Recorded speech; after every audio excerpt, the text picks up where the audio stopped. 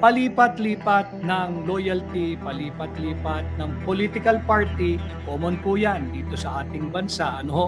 At yung kilalang mukhang pera, yung tumatanggap ng male-maleta, yung nagbebenta ng kanilang dignidad, ng kanilang pagkatao, ng kanilang prinsipyo, at pati na ang kanilang boto.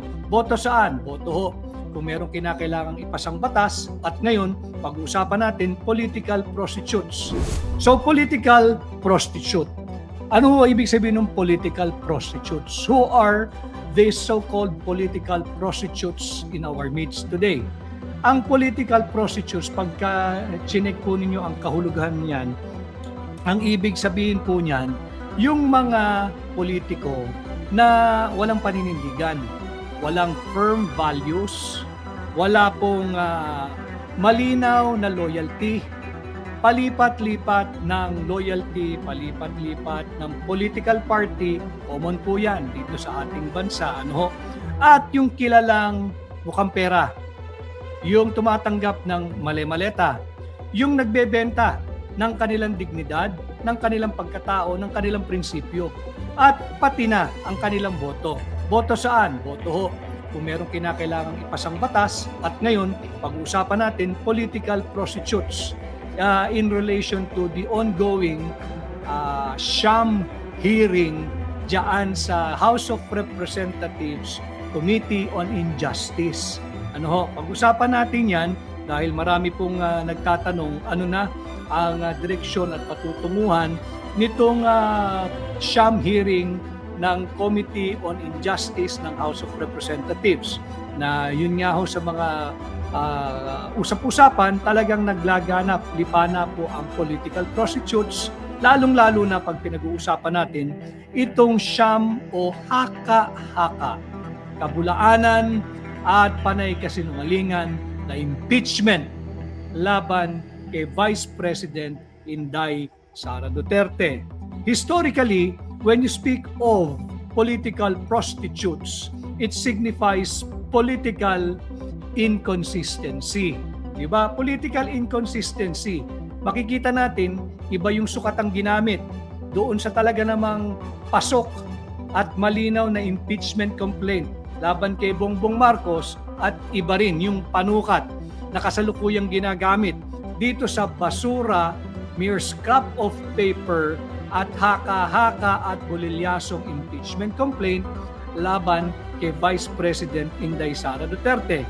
Ito pong political prostitutes are characterized by their unreliability. Hindi mo pwedeng panghawakan yung kanilang salita, hindi mo lalo sila pwedeng pagkatiwalaan, and yung kanila pong lack of integrity. Sabi nga ho, pagka ikay nakipagkamay sa political prostitute, pagkabitaw ng kamay mo, pag kumamay ka, nakipagkamayan ka sa mga political prostitutes, pag naghiwalay po yung kamay ninyo, bilangin nyo agad yung daliri ninyo. Siguraduhin nyo, bago kayo kumamay, 5 yan. Pag kayo'y kumamay at pagkatapos niyan, siguraduhin po ninyo. Because when you deal with political prostitutes, pag kayo po'y nakipagkamay, malamang pati daliri nyo mabawasan. Yan po yung kalunos-lunos, kalungkot-lungkot na pagsasalarawan ng isang political prostitute. Ano? Ito po yung isang taong ibinenta na yung kanyang sarili. Yung talagang wala na, may presyo ang lahat, may presyo ang boto, may presyo yung pagsasalita, may presyo yung pananahimik, may presyo yung pagtatanong.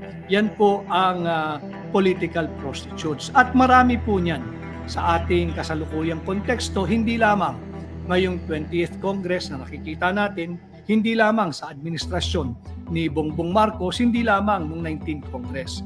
Ito po ay yung political prostitutes, matagal na po ito. In fact, meron na pong mga House Bill para po buo yung lagyan natin ng konteksto. No? Meron na pong House Bill. In fact, the House Bill that were filed before in the House of Representatives, ang title po niyan, Anti-Political Prostitute Act. Ano? Meron na yan. So yung mga tatama ang kongresista at senador, Huwag ho kayong magagalit dito sa ating pagtatanghala, ating pamagat ngayong hapon, political prostitutes. Marami po yan, lalo na in the light and in the context of the impeachment hearing, yung sham impeachment hearing, yung kabulaanang pagdinig diyan sa kabulaanang impeachment laban kay Vice President Inday Sara Duterte na pinamumunuan ng Committee on Injustice ng House of Representatives. Meron na pong na-file nung araw yung Anti-Political Prostitute Act. Ang author po niyan, para fair, dalawang House Bill po yan, isang House Bill 1536 at House Bill number 77. Yung House Bill 1536, ito po ay na-file noon ni dating Congressman Ace Barbers. For fairness and objectivity, dahil yun naman po ang ating tinig maisog. We demand for transparency, accountability, peace, and security. So we're giving everyone their fair shake and fair share. If we have to mention, and we will mention. Yung House Bill 1536, ang nag-file at may akda po niyan ay si dating Congressman Ace Barbers. Yung House Bill number 77, ang nag-file naman po niyan ay yung namumuno ng DH Party List. Kasama ko rin dito sa Quezon City, si Congresswoman Bernadette DH Herrera. Ang title po ng mga batas na yan ay yung Anti-Political Prostitute Act. So alam nila, yung mismong mga kongresista, alam nila maraming political prostitutes sa kanilang hanay. Nakikita nila yan yung envelopmental legislation. Magpapasa ng batas basta't merong sobre.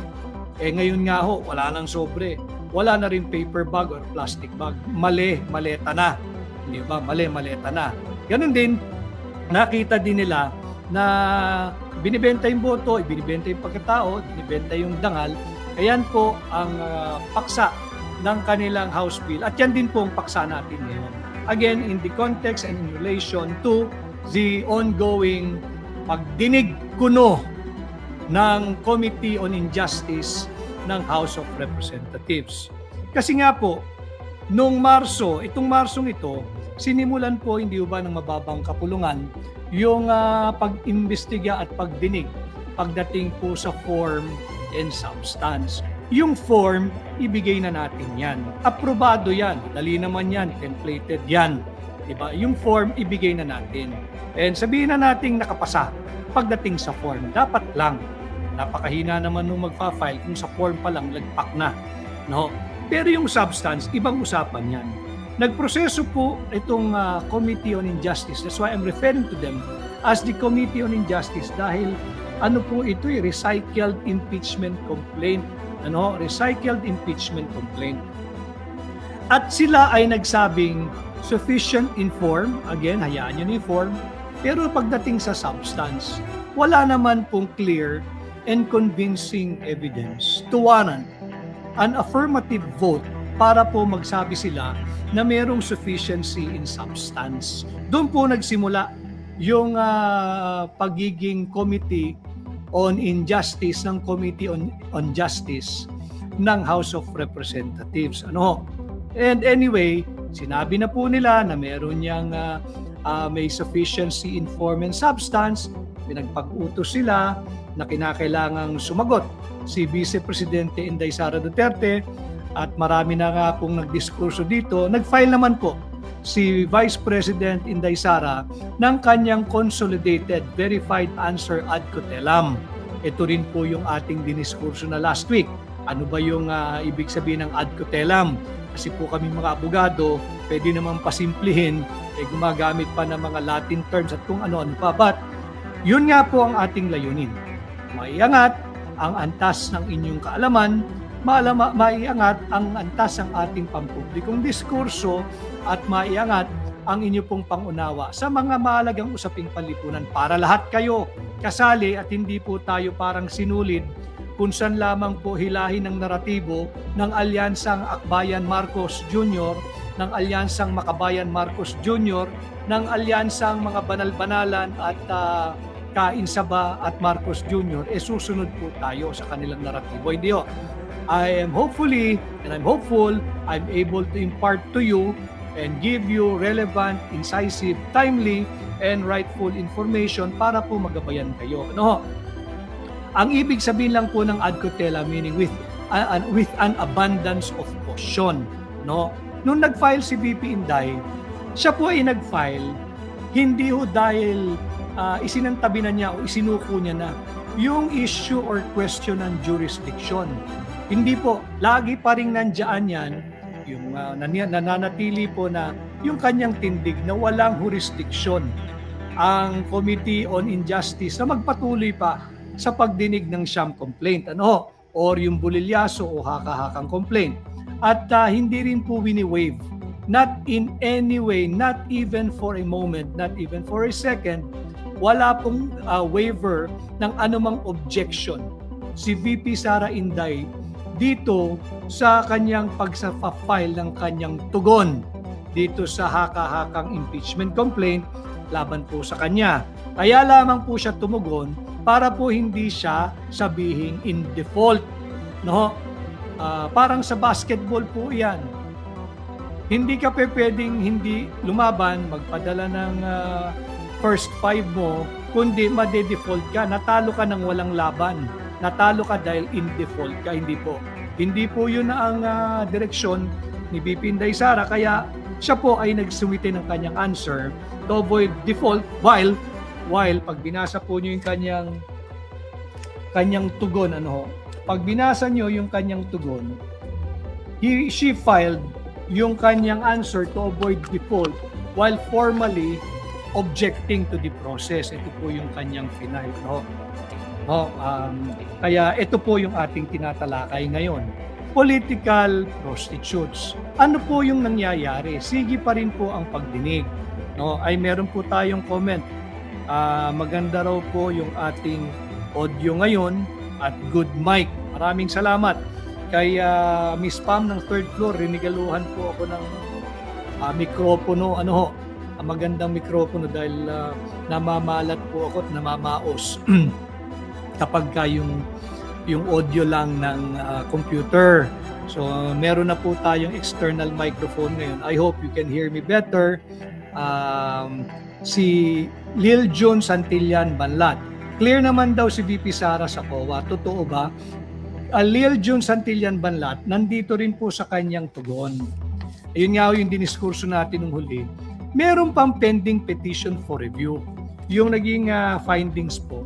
Halimbawa po, merong finality at sabihin ng COA, talagang yung notice of disallowance ay wala iyon. Pwedeng isang tabi at in order lahat ang paggamit ng pondo ng Office of the Vice President, specifically yung kanyang confidential funds. Ano ngayon ang mangyayari pag magpatuloy at hayaang patuloy itong kabulaan ng pagdinig sa impeachment complaint laban kay VP Inday? Yung dapat pong pinaka-prudent na pamamaraan, suspend the hearing first. Wala naman pong iniiwasan si VP Inday Sara. In fact, sabi niya, kung may kasalanan na harapin niya. Kung may pananagutan niya. Pero malinaw din po sa naging desisyon ni Senior Justice Marvic Leonen, hindi mo pwedeng i-shortcut ang process dahil lamang naglipa na ang political prostitutes diyan sa mapakulungan, at bahagi po diyan ay yung mga nagdumidinig sa kasalukuyang impeachment complaint na nakapending o nandyan po ngayon sa Committee on Injustice. Ngayon, wala po kasi ang malinaw ang naging posisyon ng defense team po ni Inday Sara na walang ultimate facts. Ano po yung ultimate facts? Yun po yung mismong krimen na inaakusa sa'yo.